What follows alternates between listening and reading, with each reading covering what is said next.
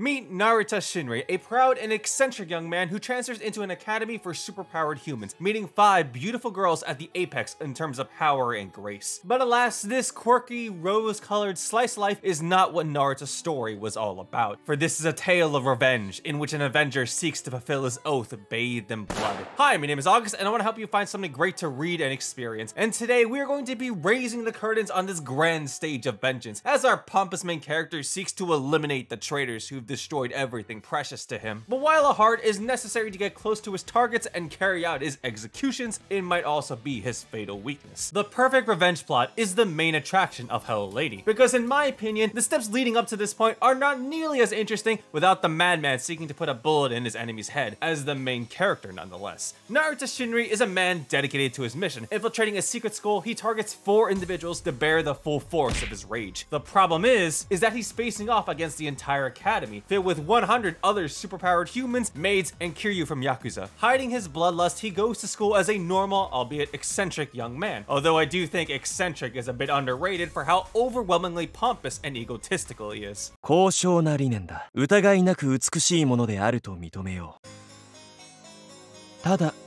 私は賛同しかねるがね。Narita's a very outspoken man of his ideals and principles, a cut above the rest for your average visual novel male protagonist. He's the man of the hour and he knows it. It's that natural charisma that makes him such a captivating character to watch. The flamboyant prose of the visual novel also adds to his charm, but unsurprisingly, his personality and beliefs finds him at odds with the academy, which includes the top leaders of the school who represent the academy's ideals. Not the finest form of subterfuge, but hey, one can get away with anything if you're that charismatically shameless. We get to see subtle signs of Narita's true nature throughout the prologue, but that hammer doesn't drop until the big reveal at the end, as he passionately and gallantly monologues his dedication to carry out his perfect revenge. お前たちが殺した。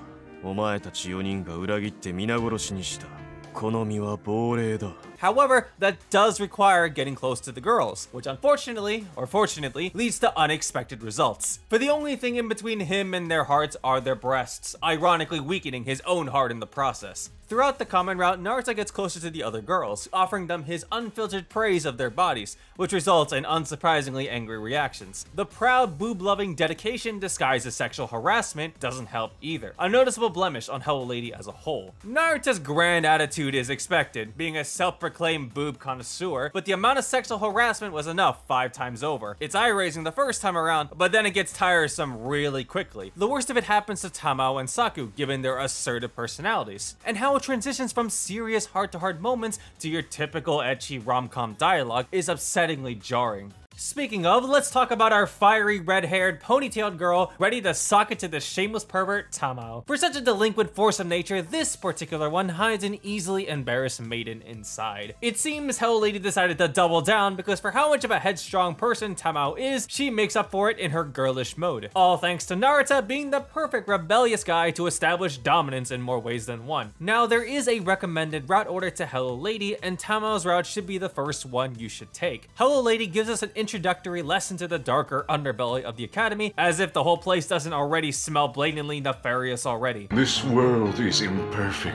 And yet, strangely, despite Narita dedicating himself to metaphorically burning the academy to the ground, is it even worth it at all? Why risk continuing to live a life full of death when there's a perfectly fine girl at your side? Why not live a normal life instead? Hello Lady throws this conflict right into Narita's face, and while Tamao might be one of the most outspoken ones about this issue, albeit less convincing given her role in the story, her route isn't going to be the last. Because if a good old superpowered punch to the gut won't work, how about an overly considerate childhood friend instead? Meet Sorako, our warm, considerate, dorm member slash cursed childhood friend character. She's a lot more receptive to Narita's appearance, but maybe she would have been better off if she wasn't. After all, given how often Shakespeare's works are referenced here, clearly things are going to end well. I say, putting down my copy of Romeo and Juliet. This conflict of interest between Narita's bloodlust and his past affection for his childhood friend is definitely going to stir things up. The deeper he gets attached, the harder it is for him to do his job. And if that wasn't enough, he's also got this wise guy sniffing around his tracks. Sorako's route also starts introducing the more conceptual superpowers. As a result, Hello Lady is slowly increasing the scope of how wild some of these action sequences end up becoming, and reinforcing how much deeper the Academy's mystery goes. Speaking of a mystery, I'd like to introduce to you our Lady of Culture, Eru. For how candid she is about her interests and how mischievous she is, normally, she's equally the most suspicious. Seemingly emotionless, but whimsical. Nonsensical, but intentional. Flat, but justice. Eru's surface level behavior does have significance though, as it's also tied to the origins of these superpowers in the first place. Eru's route is largely dependent on prior information and backstory, which is why her route can only be unlocked after Tamao's and Soriko's. It's this accumulation of knowledge that gives Hello Lady the ability to pull off some pretty clever plot twists. In fact, it's Eru's mysterious poker face attitude that makes it harder for Naruto to calculate his next moves. There's something hilariously amusing about this breast-loving Avenger getting trolled by a deadpan lolly of all people. And lastly, let's talk about our poster girl main heroine Saku, where the story's big climaxes, core principles,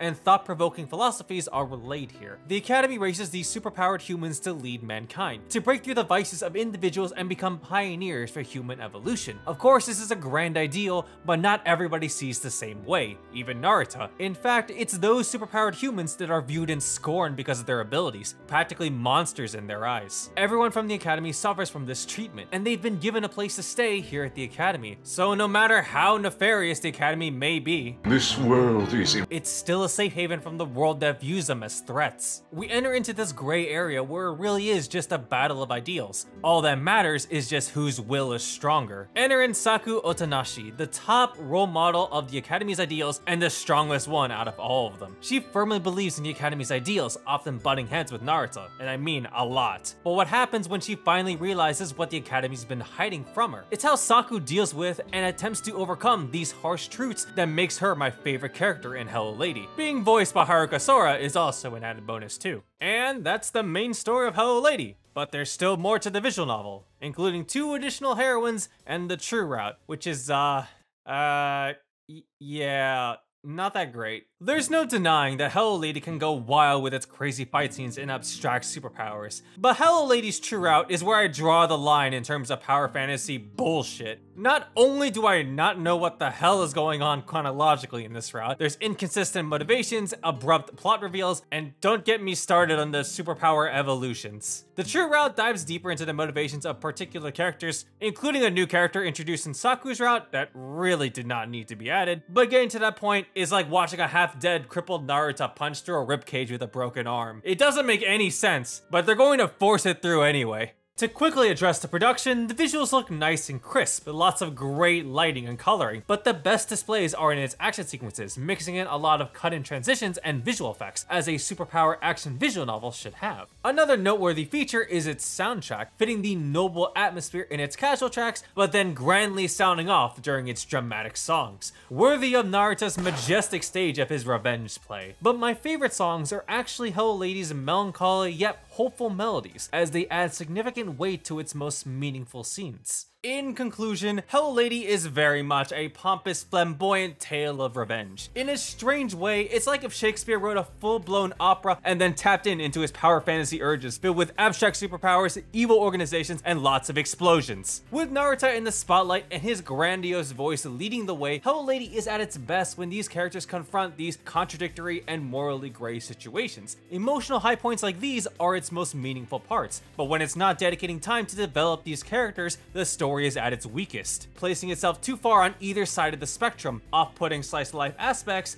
and self-important power trips. Don't get me wrong, in many ways, Hello Lady is a captivating, plot-heavy action visual novel, with a main protagonist that certainly stands out. It's just how Hello Lady chooses to handle itself at those moments that make me think, and even more so when I think about that true route. Please consider Sakura's route to be the actual true ending. Hello Lady gets a 3 out of 5 from me. I think I've had enough of Shakespeare. Now, if you'll excuse me, I'm gonna read some real literature now.